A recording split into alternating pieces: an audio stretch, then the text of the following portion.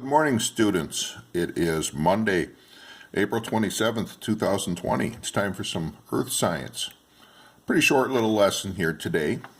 Got a couple things to go over on the video, and then I want you to practice some things. So our target here today is to use the arrival times of P waves and S waves at a seismic monitoring station to determine the distance to the epicenter. All right, when an earthquake happens, we want to try to figure out where on Earth it happened. So we can use the arrival times of the P waves and S waves to figure out the distance to the epicenter. So just to remind you, you've done this activity, and I apologize if these things are a little bit out of order because we probably should have done this assignment right after. I gave you this where you had the sample seismograms, and you had to look at them and say, well, here's the arrival of the P wave, and we can figure out the time, and here's the arrival of the S wave, and you can figure out the time. And so you should have done this assignment where you recorded then those times, the arrival of the P waves and S waves, and you figured out the difference, the lag time. Now, if we take that, here's a really important graph. This is going to be a tool that you're going to use for this assignment.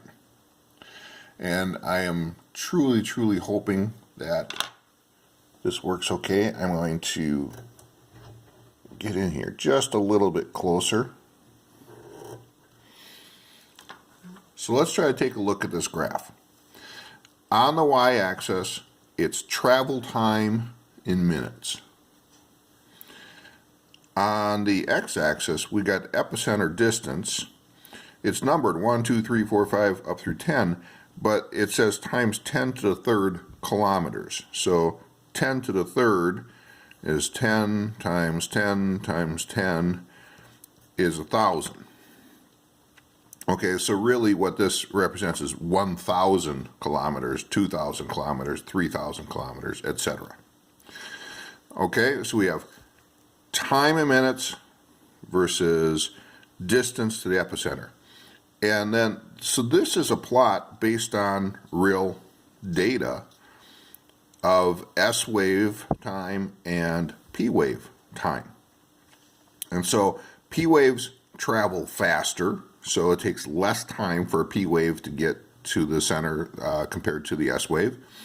And you see that these lines are curved a little bit. That's because as you get further from the epicenter, remember as the waves are traveling through the Earth to get to the epicenter, they're traveling through different parts of the Earth, and the Earth has different density as you go deeper.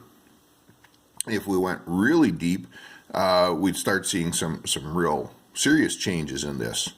But these curves are basically just due to changes in density of the rock that the waves are traveling through. All right, so how do we do this? Let's just take a sample from our exercises that we did last week. The arrival time of that first sample wave for station A, we said the P wave arrived at about 8:04 and 55 seconds. The S wave arrived at 8:11 and 45 seconds, and that's a difference of 6 minutes and 50 seconds. Okay, 6 minutes and 50 seconds. So here's how we use this. Now, I'm doing it on paper, and I think this assignment probably is a little bit easier on paper, but I tried it out, and I believe you can do this on your screen. This is something that you probably can't do on your cell phone screen. You probably need at least your Chromebook screen. But if you have this chart up on your screen, and then you take a little piece of paper, and you can hold the piece of paper right up on the screen, and we're going to go over to line up that paper with our scale, and this is minutes. So I'm going to put on my piece of paper a little mark that represents the 0 time. And then remember, it was 6 minutes and 50 seconds was that travel time distance. So I'm going to go 1, 2, 3, 4, 5, 6 minutes, almost 7 minutes. This scale has, let's see, our minute is divided into 3 segments. So each segment must be 20 seconds. So this is 6 minutes and 20 seconds. Here's 6 minutes and 40 seconds. Halfway between 40 and 7 minutes, 40 seconds and 7 minutes would be. So I'm just going to put this down here, hopefully. Oh, let's see, we can't. So I'm going to just make those lines a little bit more obvious. Okay, on this little scrap of paper, I've got 2 lines that are 6 minutes and 50 seconds apart. So now, what do? I follow, holding the edge of my paper vertically compared to my graph.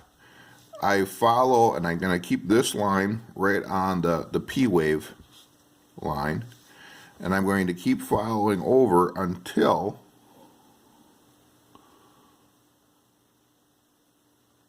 it matches the difference between my P and S wave. And when I see that, I'm going to follow straight down, and so I'm right in here. So I moved my paper out of the way. I was, let's see, try this one more time. So my P wave, my little mark matches up with the P wave right here, and my mark matches up with the S wave right here. And I went straight down, and I made a little mark. Now, here's 5,000 kilometers, here's 6,000 kilometers, and we've got 1, 2, 3, 4 marks in between. So if we just try to think about it, what those marks mean, if this is 5,000 and this was, let's say, 5,100, 5,200, 5,300, 5,400, 5,000, that didn't work. So let's try something else. How about by 200s? If this is 5,200, 5,400, 5,600, 5,800, 6,000, yes. All right, so I just figured out my scale. This is 5,200 kilometers. And there's the answer of what you're looking for station A. So when we looked at, oh, where did I have that? Excuse me for a second. When we looked at this seismogram for station A, and we saw this arrival of P waves and S waves, that difference in time, we just figured out that station A is 5,200 kilometers from where the epicenter of this earthquake was. 5,200 kilometers. All right, so we can try that with other ones.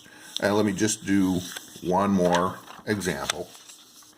Let's take something a little different. How about station D?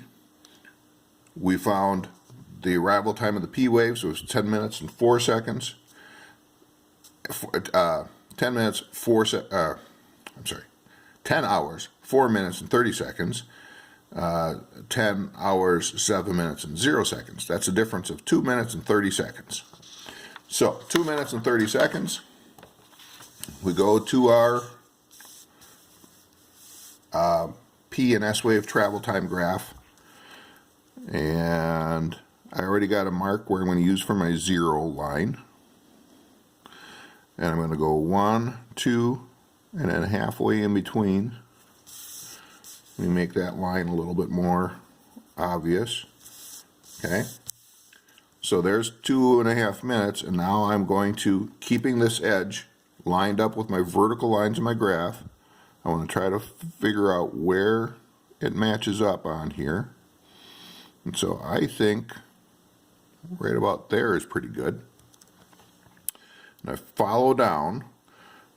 This was 1,000. This was 1,200. And this next line over is 1,400. So I believe I just figured out that that earthquake was 1,400 kilometers from that seismic station. Okay? It's as simple as that. Now, again, I think it's a little bit more difficult for you to read on the screen, but I tried it out. I believe you can just take a scrap of paper, hold it up to your screen, same thing. You make some marks.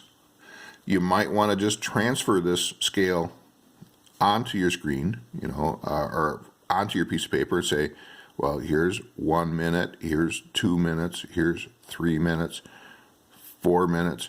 Now, you might think, well, could I just print out this graph and then hold that up to my computer screen? The problem is that your printout may be a different scale than your screen is on, so you need to use a graph or a scale that you made from your screen. And if you change the zoom on your screen, you'd have to do a new scale. Okay, so be aware of that. All right, so I'm going to give you some practice exercises, and I think, if you have questions, you just need to let me know. Little exercise in reading graphs, and it's going to tell us how far from an epicenter a seismic station is. Have a good day.